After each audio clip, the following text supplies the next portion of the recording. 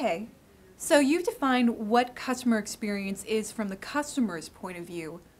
What does the cycle look like for me as a business leader? You know, Carrie, I'm so glad that you asked that question because we try as business leaders so hard to think from the customer's point of view. Sometimes it's easy to forget that the choices we make as organizations are just as, if not more important, for fundamentally whether that customer will have an experience that delivers financial performance for your company. So inside the organization, the very first choice you make is actually a two-parter. And the first part is to choose the target customer that you'll serve. And when I say target customer, I'm not thinking about all of the customers your business may serve today. That's a big group. But I'm thinking specifically about those who really drive the growth and profitability of your organization. The second piece of that first part is, what problem do you solve for them? And that's a little different than the product you sell. So what I mean by that is, let's say I woke up with a stiff neck this morning, which isn't so far from the truth. And I could be thinking, with the stiff neck, my solution might be to take some ibuprofen. I could think, you know, I haven't seen my chiropractor for a while. I could think, I'm paying for not having worked out for a few weeks. Or I could think, it's time for me to get a new pillow. Four very different solutions to the same problem.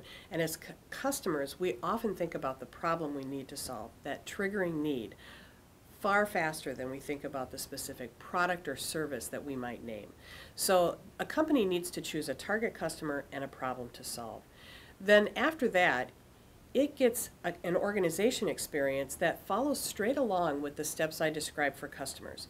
So as a customer is learning about their options for the first time, as an organization, you need to be placing yourself into the path they naturally travel so that you can earn their consideration.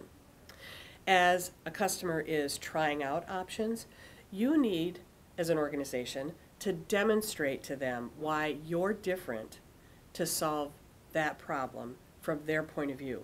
And again, that's different than proving that you have 5 features and your competitors only have 2, which is only relevant if those 5 features solve the customer's problem. So differentiating yourself to solve the problem. As the customer goes through the buying process, they're vulnerable, and frankly, they just want to get through that step and on to solving their problem. And they're most vulnerable at that step because now they're opening up both information and money to you.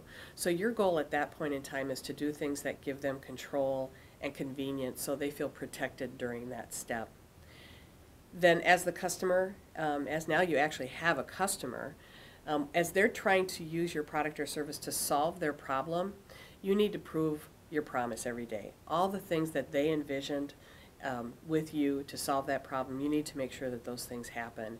And then finally, as their needs evolve over time, very important, you need to anticipate what those needs are so that you can tap that new demand and not make the assumption based on this wonderful thing we have called data in our companies that everybody who buys tea saucers will also buy tea strainers, but to rather understand what that customer might actually need next and anticipate those needs.